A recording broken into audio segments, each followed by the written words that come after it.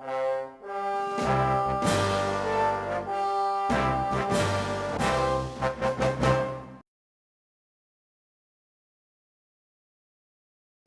often an impression nowadays that Lincoln's a bit out of the way and a bit off onto the east side of Britain, not one of the most important towns or cities in the country. In the Roman period, the story is completely different. Lincoln is right up there, one of the most important settlements that we have here in Britain, and the material culture that we have left from Lincoln is second to none.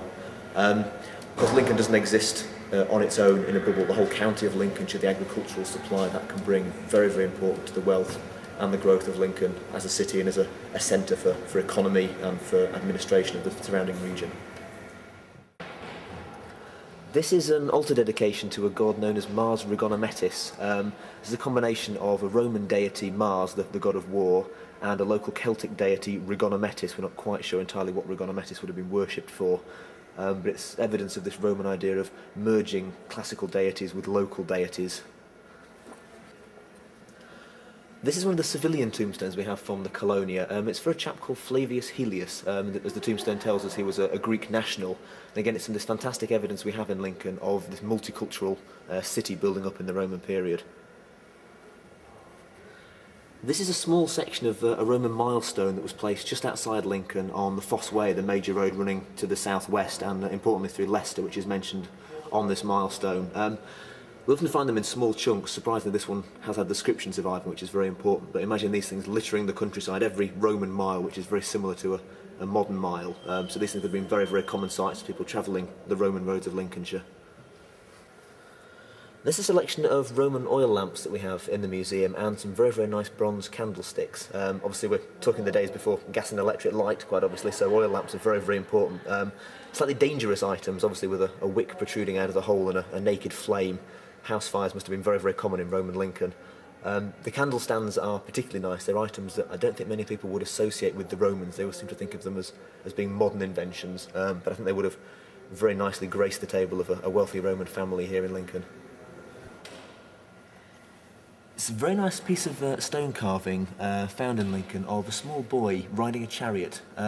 Something people don't often associate in Britain. When they think of the Romans as the Roman Empire, they think of the gladiatorial games and the chariot racing, and somehow when they think of Britain, that seems to all vanish. But of course, these sports must have been very, very popular in Britain. In Colchester in the last couple of years, there's actually been a Roman chariot racing circuit found. This is evidence this sport must have just been as popular in Lincoln as it was everywhere else in the Roman Empire.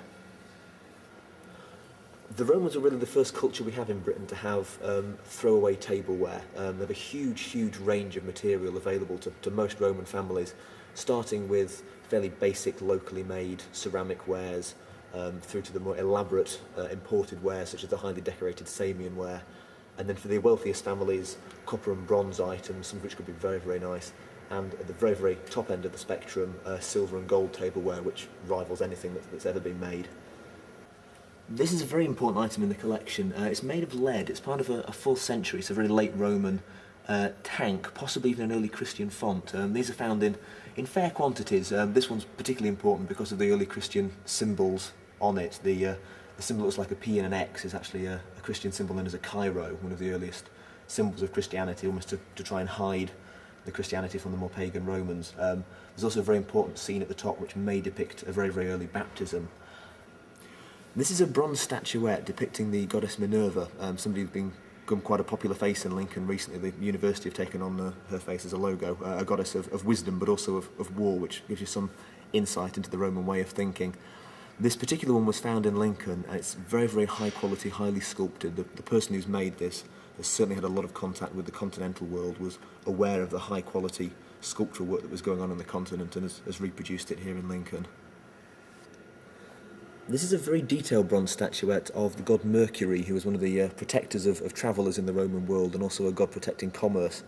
And this particular sculpture was found at Brant Bruton to the south of Lincoln, but we know there was a temple to Mercury in the southern walled city of Lincoln, so probably a very important local deity, especially with all the commerce and trade, agriculture going on around Lincoln. This may have been a figure that was very, very important in the religious lives of the local people. This rather cheeky little chappie here is, it looks a bit like a cherubic angel. Is in fact not. It's the head of a fellow called Attis, who was a Middle Eastern deity associated with the worship of the goddess Kibble, who was a prophetess. It's one of the fantastic examples we have in Lincoln of multiculturalism. This idea of Lincoln being a bit of a backwater, not particularly mixing racially, it's completely out of the picture in the Roman period. It's a vibrant city with world cultures mixing quite freely. The people of Lincoln in the Roman period would have been well aware of what was happening across the rest of the world. This little statuette represents one of the lesser-known Roman deities, a figure called Dea Nutrix, who was the goddess of nursing mothers. You can see her here suckling two babies. This would probably have been used as a slightly more superstitious item, probably carried around by a woman in childbirth or had just recently given birth, just to make sure that she stayed safe. People are superstitious today. It was certainly no different in the Roman period. People carried traditions right through from prehistory to ward off evil spirits or to make sure they weren't hedging their bets with fate. This is a part of a Roman tombstone that was found here in Lincoln. It's one of the finest pieces of Roman carving that we have in the museum collection. It depicts a young boy holding a rabbit or a hare. It's possible to interpret this in two ways. One way is just to simply say that it is the tombstone of a young man who had a pet rabbit, had some affinity with hares or rabbits, and is seen holding one here on his tombstone. It is more likely, though, that as the hare had a very strong religious significance with the afterworld in Celtic mythology, even though this is a Roman statuette, it may be a throwback to this young man's heritage as a native Celtic Briton. And this is, in fact, a strong religious message that's being given out rather than just holding a favourite pet.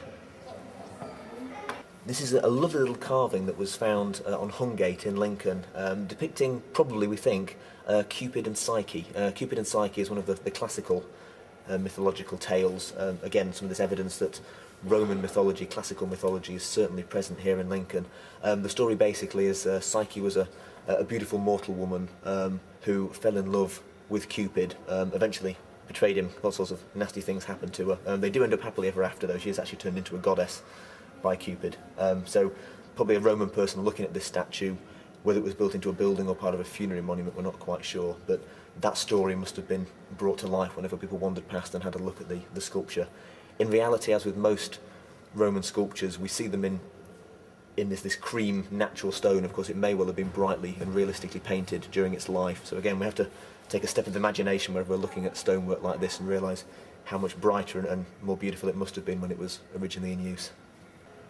Some of the most common evidence we have of the Roman period is coinage. It's also one of the things people most often associate with Roman life. This is the first mass coinage that appears in Britain, and people still find it, bring it into the museum for identification on a weekly basis. Particularly late Roman small bronze coinage can be found in quite large quantities in most of the fields in Lincolnshire.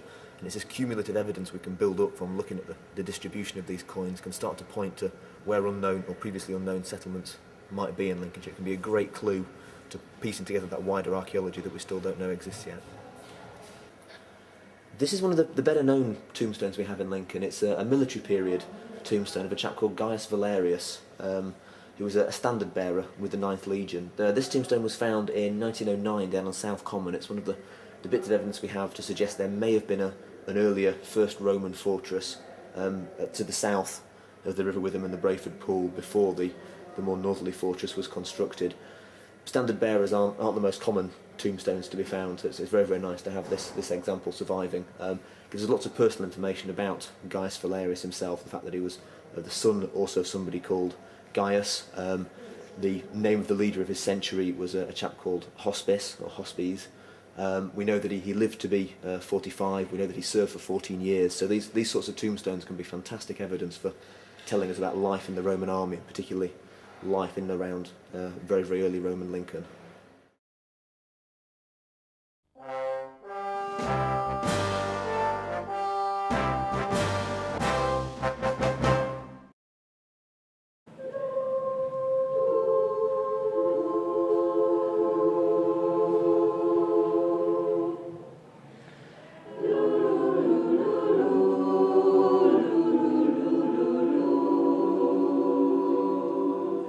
I'll be your candle on the water, my love for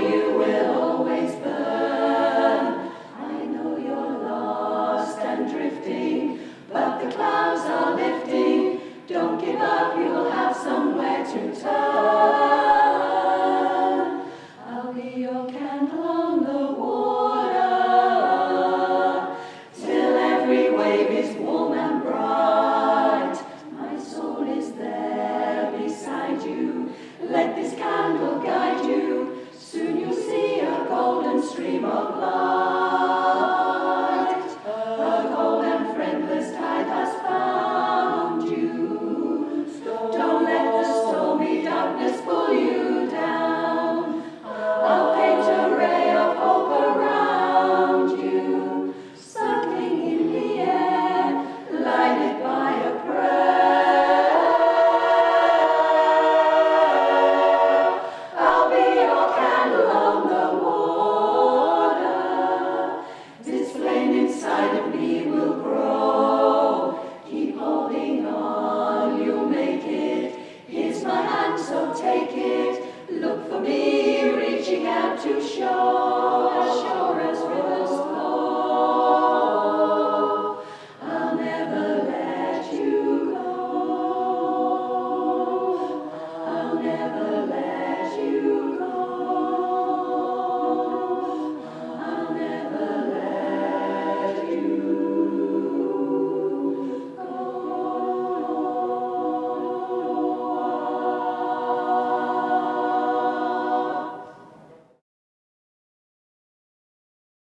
Well, there we go. That wraps it up for this month's programme. Now, remember, this is your video platform. If you can think of any topics or issues that you would think would be of interest to the people living throughout the Lincoln district, then contact me and I will put it in the big picture. On the forthcoming March edition, I'll be presenting a feature on King John and the Magna Carta, which he reluctantly agreed to sign. All this and lots more